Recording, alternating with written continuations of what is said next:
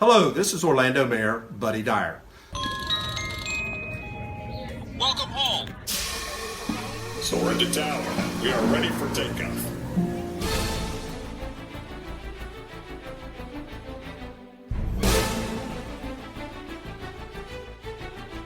Por favor, manténganse alejado de las puertas.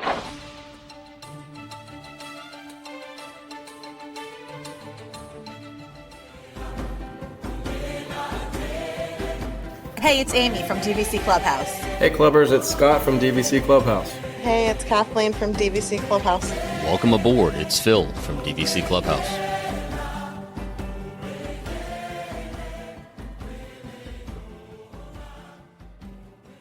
Debrief Podcast. This is Amy, joined by my co-hosts Phil, Kathleen, and Scott. Hey guys. Hi, guys. Hi guys. Welcome aboard, guys. That was delayed. I didn't notice the names that you put on until just now when I was doing the intro, and I went and I looked down and I saw it and I almost said, I don't know what's more disturbing, that she's like Ron Burgundy and will read anything you put on the teleprompter, or that she has known everybody for years and still needs to look down at the names to reference it.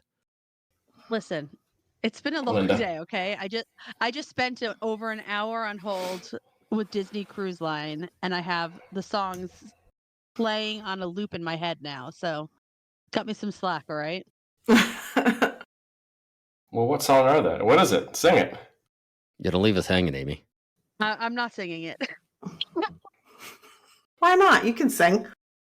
I know, but I've had enough of it. Let's just move on for my on hold experience. So recently was on a cruise with Kathleen and Scott, so it was nice to see them and spend some time with them. And then It was. and then after that cruise, I did the Disney Destiny preview cruise, which was just absolutely amazing. It's such a great ship, but the thing that really stood out to me about this experience, and I don't know if it was because it was a preview cruise or just because this is kind of like what they're going for with this ship, but the character interactions on the Destiny were just like over the top, next level. And I really noticed it because it was characters that you don't normally have interaction with, like Maleficent and Loki and Cruella de Vil. So I think that on the Destiny, the character interactions are really big entertainment on that ship, and what makes that ship almost feel like kind of theatrical, and what everyone was talking about. And it started to make me think about just character interactions in general. We've talked a lot on the podcast about dining and resorts and the attractions, but we've never really had a lot of conversations about if we interact with the characters, I know Kathleen and Scott, I know that you two take a lot of, you have Memory Maker, so you take a lot of pictures with the characters, and that's something, but your meals and different meet and greets, like how much do you guys think that meeting characters and having character interactions play into your trips or into your memories of your Disney vacations? You want to go? Go ahead. I'll go. Alright.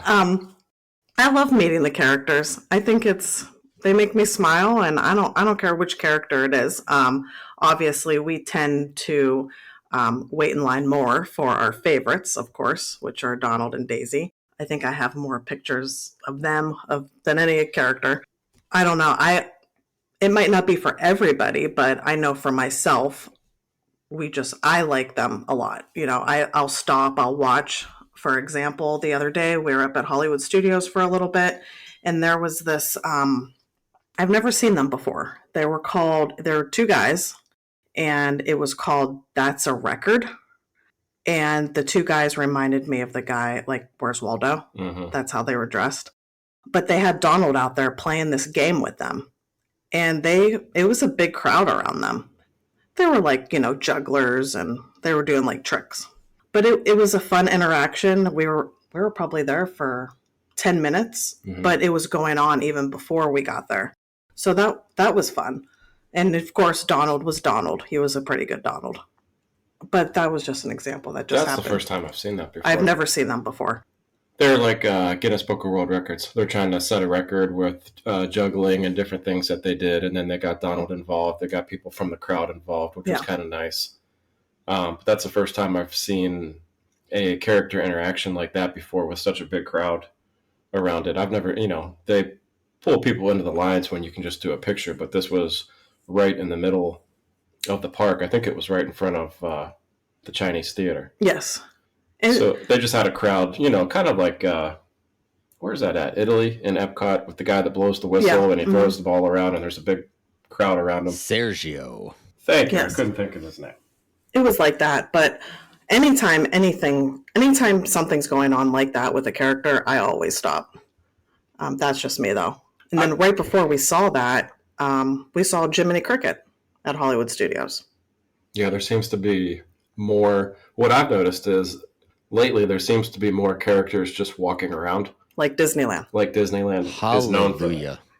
Yes, there's a big difference now where before there was dedicated places where you would wait in line and there was wait times posted on the app, but now a lot lately I've seen characters just wandering around and they'll say the same thing that they say in Disneyland. They're just walking. They're not going to stop for a picture. I mean, obviously if you stop and get a selfie real quick, they will, but they let you know that, Donald's walking through the park. He's not going to stop, but it's just like Disneyland. And I think that's kind of cool. That was actually going to be one of my points when it came to characters. Was I've always thought that Disneyland does it so much better than Walt Disney World does with their characters just being part of the in-park experience. Disney World has it set up to eat the crowds, get you in line, get you off of the main thoroughfares, get you inside of buildings, and they do a great job at it. Hats off to the characters. We've had some amazing interactions, mostly with the kids.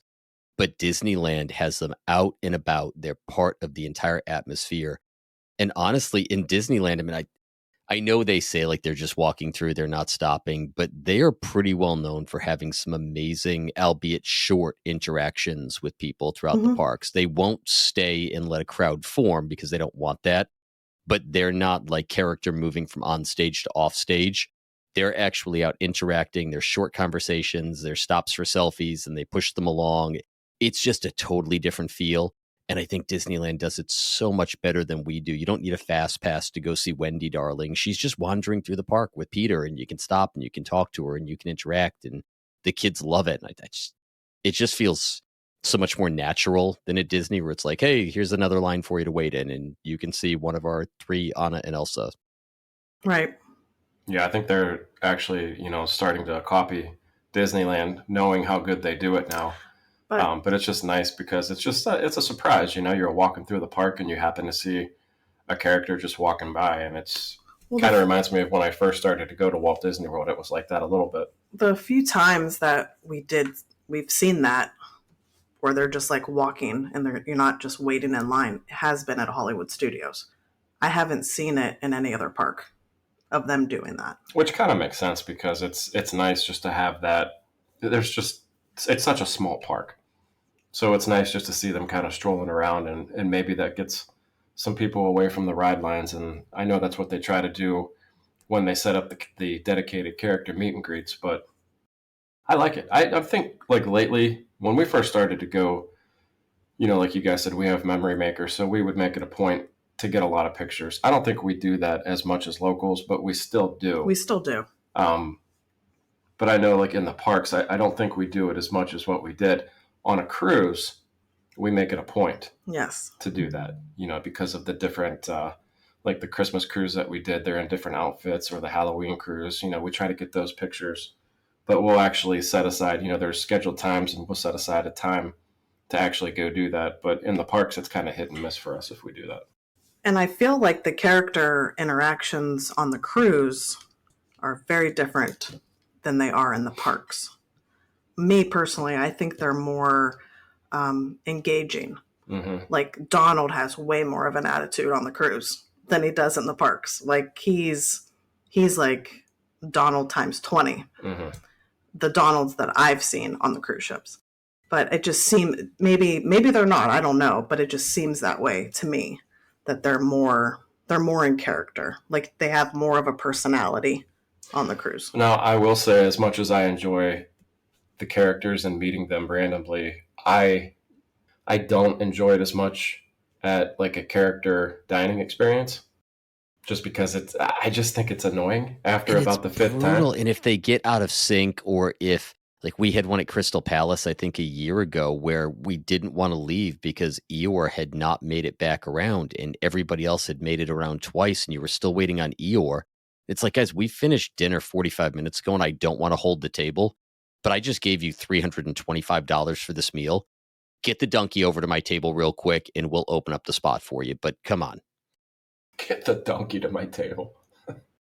I think it's also awkward when you're at a character dining experience and you're in the middle of eating, and either they like are crouching down to have a table full of food, or you need to stand up from the table every time you want to take a picture. Right. And they've got you packed in there tighter than sardines. You're sitting in somebody else's mac and cheese to try and get a picture with the character at the table next to you. Yeah, exactly. So like what you don't need to deal with in terms of waiting in line, it suffers in the quality of the pictures that you're going to take. But I agree with you that Hollywood Studios tends to be the park where I feel like there are the most kind of random character interactions. And I I mean I want to call it recently, but it was in the park at Hollywood Studios, and Donald and Daisy were in one of those like grassy areas that are like Mhm. fenced in, and Daisy was, because you know, Emma loves Donald so much, and she was trying to get Donald's attention, and then Daisy giving her attitude, and you know, because like that was her man. So I have like this whole like 3-minute video of Emma and Daisy where Daisy was kind of like giving Emma attitude for trying to get Donald's attention. And it was really cute. You know, and those are the moments that you don't wait in line for. They just kind of happen, and they become like they become something of, you know, that's memorable, that you didn't plan for, and is something that you can like look back on and remember and laugh about. And you know, those are like those, just kind of those moments that pop up that are fun. And I think I do think that Donald is one of the best characters to meet, because Donald does, you know, turn on the personality, Oh yeah. where whether it's in Hollywood Studios or, you know, another one of my most memorable character experiences was again with Emma and Donald, but at the Mexico Pavilion in Epcot. And Donald Emma taught Donald a TikTok dance, and they recorded a video together, and I was like mortified because I thought that it was taking too long. And when I told Emma, all right, you know, wrap it up, Donald, you know, reprimanded me and was like, no, no, no, we're going to do this. And even though there was a line, Donald spent the time with Emma to learn this dance, record the dance. And it's like one of my favorite videos from our vacations that I've had. So I think that Donald is really one of like the best character interactions that you can have. For sure. Definitely. That reminds me of one of my favorite interactions was at the boardwalk after I had just ran the half marathon. And we just happened to see Donald at the boardwalk outside by the art gallery. Hmm. And he saw my medal and he challenged me to a race down the sidewalk. So we just kind of did like this mock race where the cast member was there and he was kind of like the finish line, and we just raced down the sidewalk at the boardwalk, and it was so cool.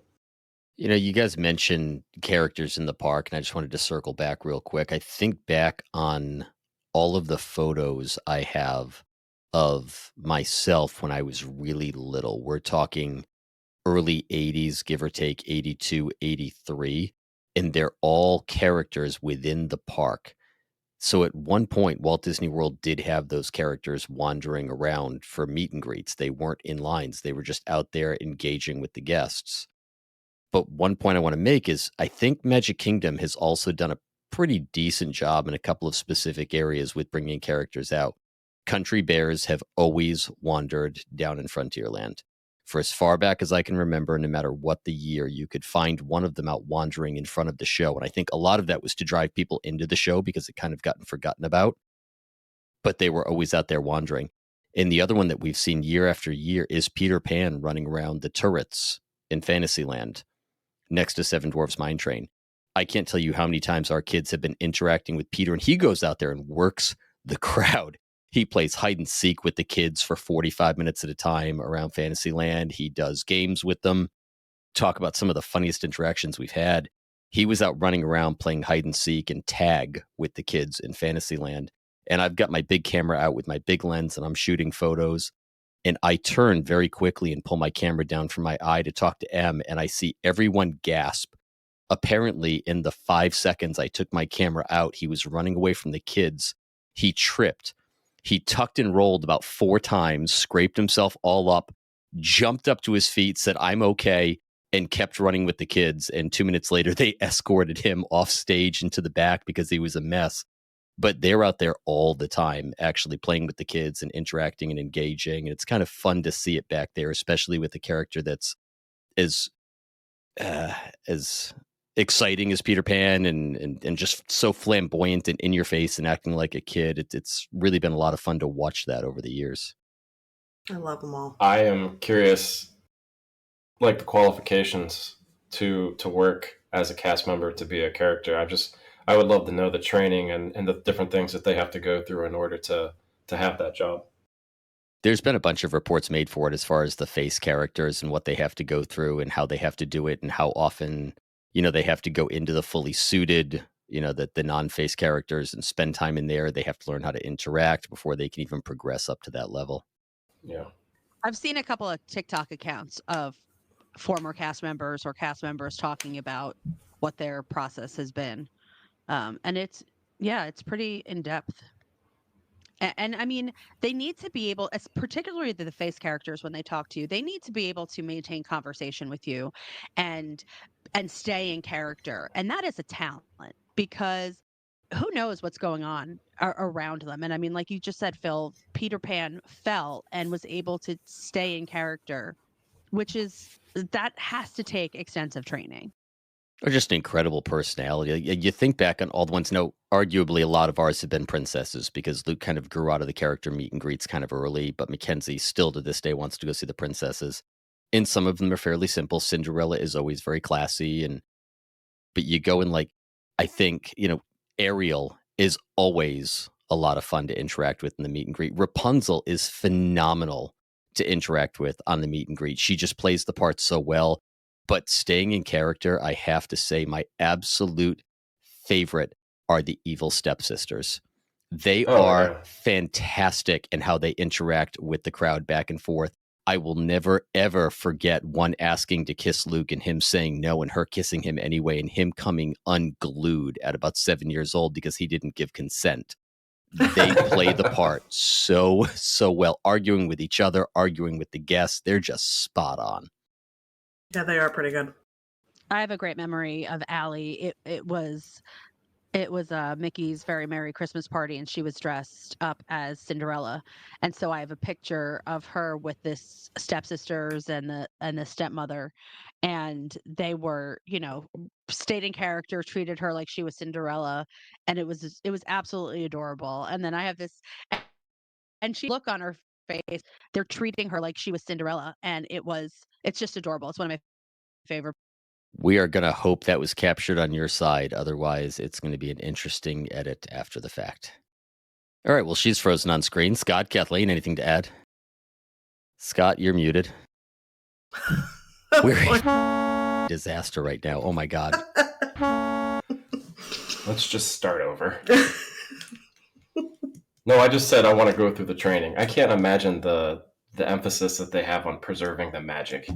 Can you just imagine I'm sure they get pushed to the edge. Oh, I'm sure. There's gotta be you push their buttons, and I don't care if it's Goofy or Cinderella or whoever it is, there has to be a time at the end of the shift when some little kid just, hits you the wrong way or maybe farts on you or something. And but to preserve the magic, that has to be the emphasis. And I give them credit because I've never seen anybody break character before. Well, you never know what they're doing underneath that mask.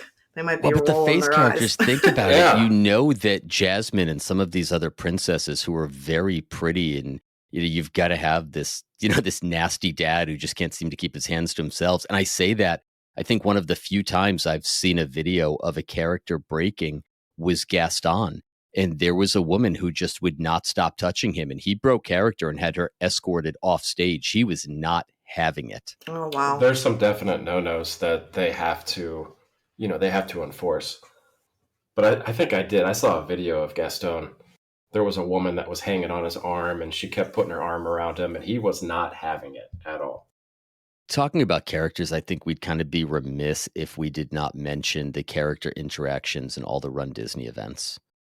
Totally different characters, much more interactive, a lot of characters you don't typically see. Some of the greatest parts are, coming up the off ramp and having the Green Army men there yelling at you and hustling you along, and you come under an overpass and all of a sudden Mary Poppins just appears out of nowhere and starts singing to you. I think those are also some of the best character sightings and interactions I've ever had, has been running. I both love and hate it because you're right. They are rare characters that you don't get to see very often. I also hate it because they usher you through so quick because the line is, 30 minutes long. They usher you through so quick that you don't even really get an opportunity to have the interaction that you want to have. Prime example was my half marathon. You guys know my love for Robin Hood. Mile 3, Robin Hood is right there. And I waited the 35, 40 minutes to see him, and it was basically hurry up, stand there, get your pose, picture, okay, see you later. You had to stop for him, though. I did, but that's like, I'm sure everybody has like a character or like a there's somebody like a bucket list that you want to meet. Well, there's mine on mile 3 of the half. And I get up there and I get about 5.5 seconds of like interaction before they tell me to go ahead and move on. But you didn't even realize it was him. No, I ran by, and then I couldn't see who the character was. And then as I'm running by, I asked somebody, "Who is that?" And they're like, "Robin Hood." And I'm like, "Oh crap!" So I had hit to the stop brakes. and, 180.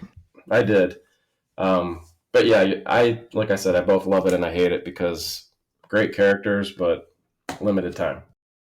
It's fun to see them. I never stop because I am more concerned with making sure that I finish. So the only time, Stay ahead of the balloon ladies. yeah, was for Beavis and Butthead, ironically. No, not Beavis and Butthead. That was perfect. Oh my god! When did Disney After take over Beavis almost and 2 Butthead? years, and Scott has finally tripped her up by putting fake names up on the screen. I meant Phineas and Ferb. I stopped for Phineas and Ferb when I knew I was going to finish. Only time, like when like the site. And I think you guys kind of touched on it earlier. I think if there's one last thing we need to talk about, when we talk characters, everybody just wants to talk about the costumed characters, the face characters. It's, to me, some of the best interactions we've ever had have been with the live performers and like Streetmosphere at Hollywood Studios. I miss walking into that park in the morning and having the reporters there and everybody acting on the street and the Main Street trolley coming down with the performers. Those are characters every bit as much as the characters we know from the shows and the movies. And those always had much more of a personal interaction than a lot of the characters did. And they truly set the atmosphere of the park for me. And some of them I've been so sad to see go, and so happy when I've seen bits and pieces of them coming back to the parks, and just they make the experience, the day, the atmosphere of the park so much more enjoyable than just show up, give us your money, buy your food, get in line, have your ride, and go back to your resort. Those, to me, just truly, they were the Disney difference in a lot of places. I really miss the World Showcase players at Epcot. They were Agreed. great. Does anybody have like one singular character memory that stands out to you the most? Oh, wow. Mine was the one that I just shared with Donald. I think that was my favorite time ever. My Robin Hood picture that, was 5 seconds. That will always be my favorite. But the interaction with Donald that's my favorite. I really can't think of one offhand. I did have an interaction with Gaston where he was in a parade and he walked by me. Oh, yeah, I remember this. And I flexed as hard as I could. And he just took one look at me and smirked laughed. and he goes, tiny. Because he sees that all day, so he's just got it in his pocket ready to go. And I had no comeback at all. I was like, okay. I think there's a few. So you've got ones with the kids and then you've got ones with yourself. Luke and his first interaction, I think Amy and I talked about this in a previous episode when we were talking about kids and nostalgia. I don't know if it was that episode, but Luke being 18 months old and meeting Mickey for the first time in this enormous smile on his face, like little tiny toddler Luke, and just wrapped his little grubby hands on Mickey's face and just gave him the biggest kiss on the nose. Like, those are amazing. Mackenzie's interactions with the princesses, just full on conversations. Or I have a video of Mackenzie completely monopolizing Crush during Turtle Talk for like 3 minutes. She just took over the conversation and she held it so hard that Crush refused to even go to anybody else. He was just interacting with her constantly. And I think I want to say it was after a Run Disney race, I just full on started talking to Merida and we started flirting back and forth in front of my wife, and it was phenomenal. Emily still talks about that one. That was brave. It was entertaining. Merida knew what was going on and Emily was standing right there. So she was just digging right into it. What'd Amy say? She got my joke. I shared a bunch with the kids and we talked about some on the nostalgia episode, Phil and I, but for me personally, one of my most memorable was it was a couple of years ago. I was at Epcot on my dad's birthday. I think it would have been his 80th birthday, and I wanted to recreate a picture that he had taken in Epcot with Goofy. And I waited in line and I took my phone out to show Goofy the picture that I wanted to recreate. And honestly, I was surprised. I started crying and I got very emotional about it. And I was like a little bit taken aback by it. I was like apologetic. And Goofy just like took me and gave me a big hug, which then made me cry more. And I was standing there in line with Goofy hugging me, like crying. And you know how they say that the characters won't let go until you do? Well, I actually tried to let go, but Goofy would not let me go. And finally then Goofy let go and looked at the picture again and posed with me, and it was just so I have this picture.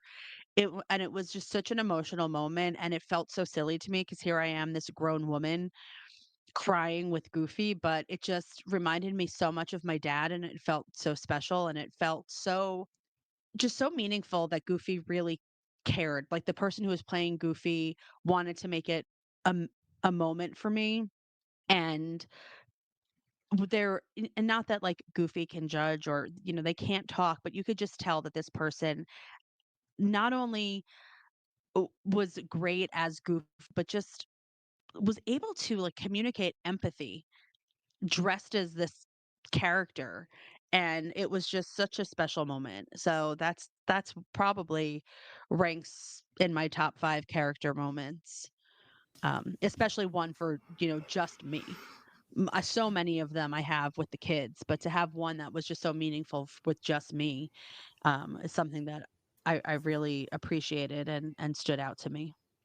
It reminds me, my favorite videos, there's one that's out of Disneyland that's an Instagram account, and I believe the young man's name is Thomas, and he's nonverbal autistic, and he just wanders Disneyland and interacts with the cast members, and they all know him by name.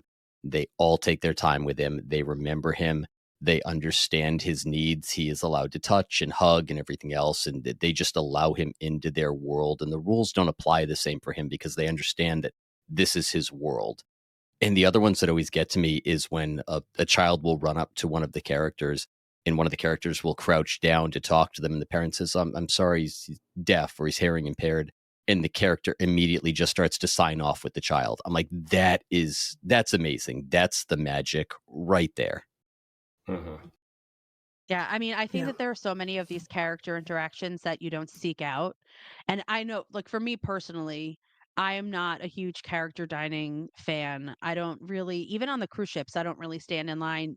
Scott and Kathleen, you guys are going to line up with characters, and I'm like at the pool. Um, but when they happen, and particularly when they happen so unexpectedly, they're just so delightful, and they make the moment even more special because they grab you by surprise. And I think that's the thing about the characters that really do enhance the trip, because you have these unexpected moments that pop up and are just filled with either like laughter or emotion or nostalgia or silliness, and it allows grown adults to kind of tap into this side of themselves that you don't necessarily intend to, but in that moment it's just like pure authentic, like raw kind of interaction there, where you're not thinking and you're just reacting to the characters, and um it's fun. I mean, I think that it's, for as much as I don't like to wait in line for characters, if I'm walking and I unexpectedly see one, I'm like, "Shh, there's Captain Hook." I had that moment in Disneyland where Captain Hook was walking by, and it was, take my camera out and wave, and you just can't help but get swept up into it when you see them, like Amy was channeling her inner Smee. the croc. Yeah. All right, guys. Does that wrap it up? Yeah. Do you guys have a bucket list character that you've never met before? No. Well, you guys suck. All right, never mind. You got another? Do you have one? No. Yeah, there you go. Yeah, you guys have a bucket list? All right, fine. You guys are the worst. Do you have one? No. Prince John. Ooh, that is a rare one. I would love to see Goofy in some of his original Epcot plaid. They broke it out for one of the retro Disney meets a few years ago, and they said they actually had to go find it. But I remember seeing him in that probably 30 or 40 years ago, and I know it still exists. And I would love to see him come back out in his English plaid outfit that he had. That would be a really cool throwback. Mm-hmm. All right, we good? I think that wraps it up for this cast of characters. Oh, that was terrible. All right. Well, if that didn't completely turn you off, thank you for listening along.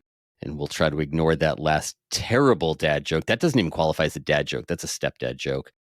Have you guys run over to Apple Podcasts, give us a like, a 5-star review. Amy?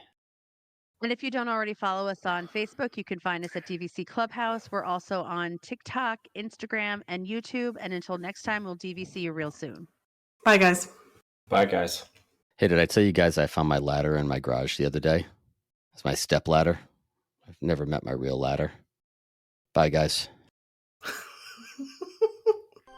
And so our journey comes to an end. Oh, no, please, can't we go back to page 1 and do it all over again? Started this thing together, and that's how we'll finish it. Because that, my friends, is where the magic lives.